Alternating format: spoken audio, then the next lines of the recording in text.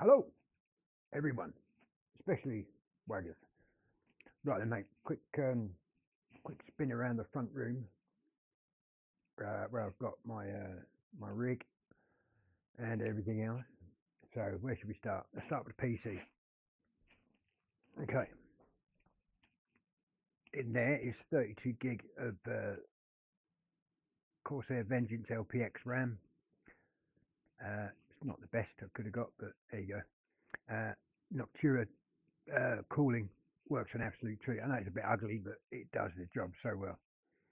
And RTX 3060 12 GB VRAM GPU. Excellent. And moving on, obviously, the big sexy telly that's got an Xbox built in. And GeForce Now. It's a Samsung 55-inch, blah, blah, blah. And there is the brick at the moment. Well, it's not a brick, it just needs to be optimized, doesn't it? Which we should be doing this evening with luck. A bit later on, maybe a couple of hours' time. Right, moving on to the rig. Here we have a Fanatec CSL. Let's move that streaming mic out of the way.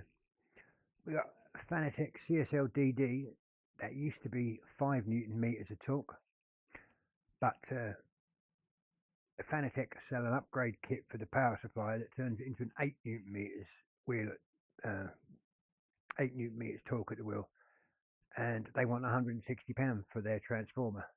Like, fuck off, mate, that's not happening.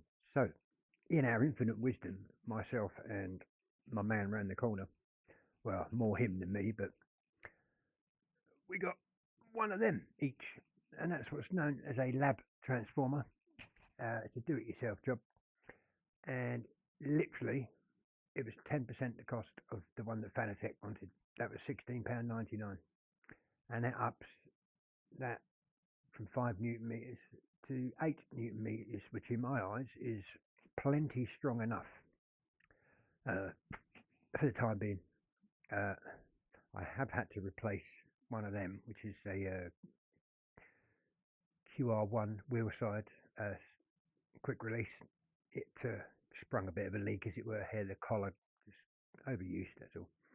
And as you can see, we have 40 by 80 aluminium profiling, and it is so solid, it's just awesome. Every bit of metal there, not including the brackets and the bolts, because they're expensive, you know. The profile is £259 direct from Germany. And moving on a little bit, it may look like a fancy chair, but it's an old dining room chair that I cut the legs off a little bit so it fit nicely in there. And this was the back of my old sim racing seat that fell apart because it was just Chinese crap. But that works well for the time being until I can get a bucket seat that I fancy. Yeah, right, moving on. Old racing gloves, of course, you got to have them. This box here, yes, it is an amplifier, and it's a 2-channel 50-watt amplifier that powers you see these on the pedals. Oh, incidentally, when you buy the kit bundle, you get that steering wheel, accelerator, and clutch, and these are they all move like that. And then, if you want, you could buy yourself a load cell brake, and that brake becomes a clutch. Just move it over.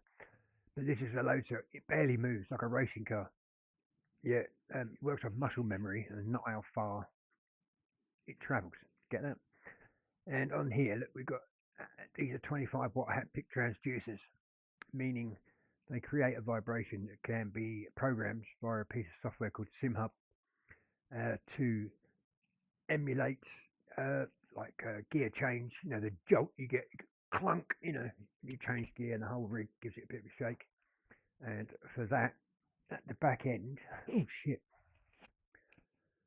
see that? That's a 50-watt Daytone transducer. That gives the gearbox the clunk, you know, clunk. Yeah, it sounds great, feels great. But the neighbours are not terribly happy about it, so I can only do it certain times of the day. So yeah, so that little box there controls all them. got a boom mic here for streaming. I don't use it very often because I don't have a lot to stream, to be honest. And yeah, that's about. Oh, over the other side, look, we got a 7-speed shifter, but with this little nugget here, it locks off to sequential, so it's just up a gear, down a gear. Yeah, like a rally car. Handbrake.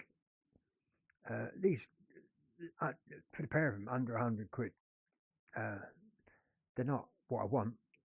What I want is expensive. You know, gearbox from Fanatec's £289, and the handbrake from Fanatec, I think it's 130, something maybe 125, something like that. I'll get round to it, you know.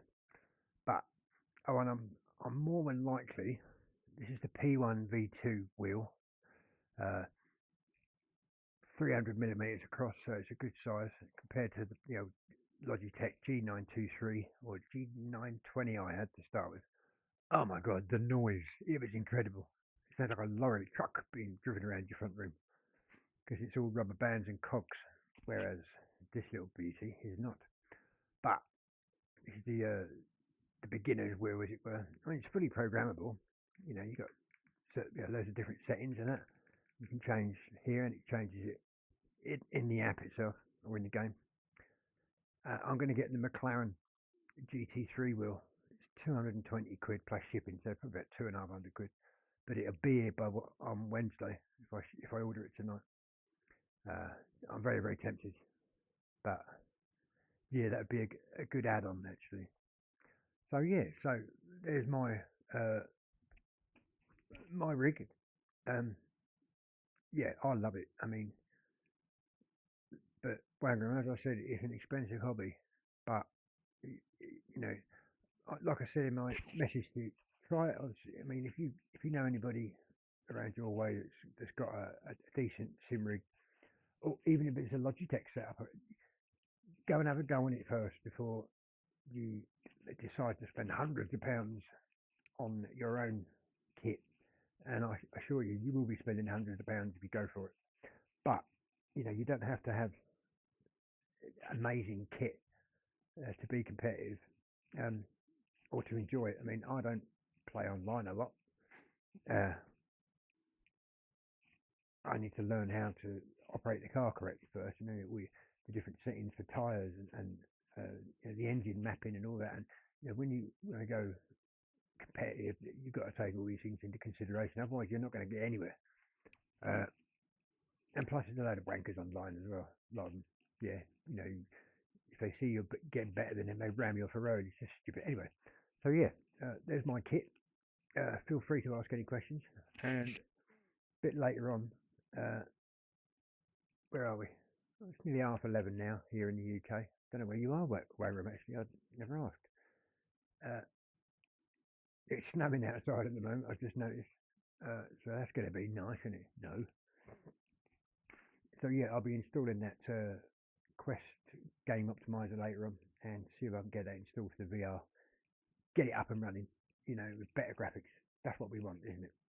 So I'll pop up a video a bit later on. Okay, mate. Speak to you soon.